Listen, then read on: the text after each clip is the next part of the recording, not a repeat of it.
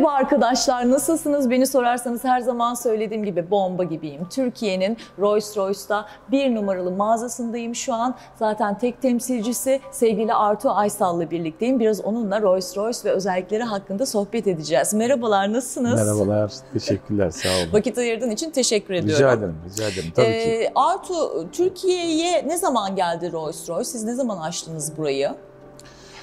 2013 senesinde imzaladık, Evet. 2014 senesinde de açtık. Süpermiş. İşler nasıl peki? Pandemiden etkilendiniz mi? Şükür iyi. Kimler oluyor? Kimler tercih ediyor Rolls-Royce'u? Rolls-Royce'u bizim markamızı daha doğrusu yurt dışında, bir ayağı yurt dışında bu araçları görmüş insanlar, daha evvelden bu araçları beğenip de şimdi temsilciliğin gelmesiyle tercih edenler,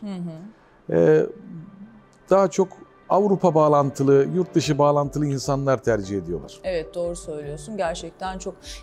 İngiltere çok soğuk bir yer. Hani aşırı soğuk. Onun için mi bütün arabaların kenarında şemsiye var? Onu sormak istiyordum. Bak şimdi hemen araya girdim ama neden Evet. şemsiye üretmişler sence her seferin? Bütün araçlarda biraz önce gezdim. Hep şemsiye var. O şemsiye Rolls-Royce'la alakalı, o şemsiyeyi hiçbir zaman Rolls-Royce kaldırmıyor. Her zaman her modelinde o şemsiye nedense bir ilgi çekiyor. Oysa öyle maliyetli bir şey değil. Öyle bir çok senede bir kere kullanılır belki ama Rolls-Royce kaldırmıyor o şemsiyeyi. Her zaman her aracında uyguluyor o şemsiyeyi. Peki Türkiye'deki yapılanmanızdan, ekibinden bahseder misin? Kaç Tabii. kişilik bir ekip çalışıyor Rolls-Royce'dan? Yaklaşık bir servis ve satış showroom olarak bir 25 kişiyiz. Hepsi çok eğitimli ve İngiltere'de eğitim alan elemanlar bunlar. Ve ofiste çalışanlar İngilizceyi çok iyi derecede bilirler. Mecburen. Tabii ki. Ve biz aile olarak zaten bir aile şirketiyiz. Aile 20-25 olarak da kişi olunca da aile gibi olunuyor ama yani. tabii. Peki, ve çok eski elemanlarımız. Bizim uzun süredir bizde çalışan elemanlar hepsi. değil mi? Ne güzel işte, birbirinizi de biliyorsunuz. Gayet güzel, sağlıklı, güzel bir ortam. Tabii. Pandemi etkiledi mi? Hastalığın oldu mu ekipte? Yani nasıl bir kontrol altına aldınız pandemi Devamlı sürecinde? test yaptırıyoruz. Ve kontrol altında tutmaya çalışıyoruz. Kesinlikle mesela şu anda seninle bu röportajı yaptığımız, bu söyleşiyi yaptığımız günde burada 16 kişi olması lazım ama 2 kişiyiz. Çünkü buna dikkat ediyoruz. Yani kesinlikle hastalanmayalım veya kimseye o hastalansak da bulaştırmayalım diye buna dikkat ediyoruz tabii ki. Doğru, haklısınız. Peki Rolls-Royce'u diğer araçlardan ayıran özellik nedir? En birinci özellik. Dünyadaki en kaliteli malzemeyle yapılıyor olması. Bütün materyaller dünyada otomotiv sanayisinde uygulanan en kaliteli malzemeyle yapılır. Şimdi teknoloji olarak diyemeyeceğim. Teknoloji olarak zaten Rolls-Royce dünyadaki en teknolojik yeni icat edilmiş veya yeni uygulamaların hepsini barındırır içinde. Evet. Ama mesela şöyle söyleyeyim, derisi dünyada sadece birkaç organik çiftlikte yapılan bufalolardan bufaloların derisi uygulanır. Ve en yakın rakibinin 2 misli fiyattadır Rolls-Royce. Evet. Rolls-Royce'un özelliği teknolojik olması değil, kullanılan materyalidir. Bir de bunu kimse Rolls-Royce'u teknolojisi iyi veya işte içinde misal veriyorum head-up display var veya müzik sistemi iyi diye almaz. Rolls-Royce'tur yani. Doğru, haklısın. Araçları biraz sonra birlikte gezeceğiz ama şeyi merak ediyorum, bak renk kartelaları görüyorum arkada. Önden dersime çalıştım bu arada, Rolls-Royce'da çok hakim değilim ama 44.000 adet tonaj varmış araçlara uygulanabilir. Çok ilginç, bu çok ilgimi çekti ama esas ilgimi çeken, tabii bu biraz mübalağa olacak ama atıyorum bir müşteriniz eşinin gözünün renginde istese bu da olabiliyormuş ama birebir tutması için tabii göz rengini kadının alıp götüremeyeceğimize göre atıyorum şu ceketi yolladığınızda direkt birebir yapılabiliyormuş. Yapılabilir. Ne kadar sürüyor? O bir zaman mı alıyor tabii yoksa? Biraz o tabii bespoke'tur. Biz onu bespoke diye tanımlarız. Biraz uzun sürer ama aynı renkte veya eşinin gözünün renginde aracı yaparız. Süpermiş. Tabii ki. Çok ilgimi çekti çünkü şu an peki elimizde neler var? Rate var, Dawn var, Cullinan var. Bir gezelim mi? Bir bakalım tabii, mı? memnuniyetle, tabii ki. Özelliklerinden bahsedersin. Tabii Hadi ki. arkadaşlar gidip arabaları görelim. Evet Artur, şu an Cullinan'ın önündeyiz. Neden Cullinan? Doğru mu söylüyorum bu arada Doğru telaffuzu? söylüyorsun. Çünkü bu Cullinan dünyadaki en büyük elmas. Onun adını vermişler. Güzel model ama tam bir aile arabası. Jeep'i demeliyim Tabii. daha doğrusu değil mi? Peki satıldı diyor. Dünyada ve Tabii. Türkiye'de rağbet gören bir model mi Tabii bu çok rağbet Rolls-Royce'da? görüyor. Şu anda reytingi çok yüksek bir araçtır. Bizim Türkiye'de şu anda müşterilerimize ancak 2022'nin Mart'ında teslim edebiliyoruz. Gerçekten Tabii ki. Dünyada da rağbet gördü. Çok başarılı bir araçtır bizim için. Evet. Yani ben sana ayrı ayrı sormayacağım. Eğer öyle olursa biliyorum ki burada daha 2 modelimiz daha Tabii. var. 1,5 saatlik video yapmak zorunda kalırız ama sen iç dış teknik özelliklerinden biraz bahsedersen sevinirim. Şimdi tabii teknik özelliklerinden bahsedeyim ama teknik özelliklerinden daha çok dediğim gibi materyalleri mesela senin çok taktığın bu Evet, şemsiye. şemsiyesini Altta düğmesi değil mi? Evet. Aynen. şemsiyesi bu her Rolls-Royce'da var. Sonra içeride barı var, buzdolabı var. Aynı zamanda kompartman arka bagajdan ayrılmıştır. Cam var arkada. Dediğim gibi derisi olsun, ahşapları olsun, iç materyalleri olsun diğer araçlardan çok farklıdır. Bu aracı istersek 5 kişilik yapabiliyor muyuz Artu? Tabii ki. Arkadaki o tabii ki boşlukta. arkası 2 kişi yerine 3 kişilik şekilde dizayn edilir ve olur.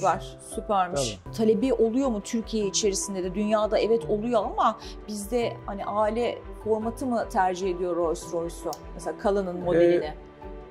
Bu aracın özellikle çıkmasını yani Rolls-Royce'un SUV'sinin çıkmasını bekleyen insanlar vardı. O bakımdan araç da çıkalı hemen hemen 1 seneyi geçti ve 1 sene içinde talep gördü doğrusu. Cullinan'a olan talepten memnunuz. Evet. Direkt normal kartela renklerinden mi seçiyorlar yoksa zorlayan var mı? Biraz önceki konuştuğumuz muhabbet gibi. Tabii bazı müşterilerimiz Ceketin renginden olsun diye. bazı müşterilerimiz oldu ama daha çok bizim katalogdaki renklerden seçiyorlar. Bir de herkes aracını daha evvel almak istiyor. B-Spoke biraz daha uzatıyor. O bakımdan daha çok katalog renklerinden Yalnız satılıyor. döşemeler, deri falan çok özel. Derisi gerçekten kendini gösteriyor diyebilirim yani. Ve ben can alıcı sorum sorayım. Kaça mal oluyor müşteri almak isterse bu modeli? Bir Cullinan'ın ortalama fiyatı şu anda yeni ÖTV artışıyla birlikte 1.350.000 euronun altında değil. Evet arkadaşlar çok iyiymiş. Oldu güzel. Arada gelir severim ben bu modeli. Diğer modellerimize geçelim mi? Rate Tabii var ki. sanırım sırada. Tabii ki. Hadi Tabii gel. Görüşürüz. Evet arkadaşlar bu model de bence yıkılıyor. Rolls-Royce ailesinin hırçın çocuğu diyebiliriz değil mi? Rate için. Rate'e Evet. diyebiliriz. Diyebiliriz. Şimdi spor modeldir. Kupe 4 kişilik. Daha çok biz bayiler olarak 40 yaşın altına satmak istediğimiz bir modeldir. 6000 motor, 12 silindir ve beygiri diğerlerinden biraz daha fazladır. O bakımdan daha spor özellikli bir araçtır. Cullinan'a göre tam tersi. Biraz daha bekar işi sanki ama aile arabası da aynı zamanda. Gene iç döşemeler, deri falan şahane Aynen. yıkılıyor. Bu tercih ediliyor mu Artu? Tabii çok. Yani kıyas yapabiliyor muyuz? Yoksa ikisinin de müşteri portföyü Tabii ayrı mı? Ayrı tabii ki.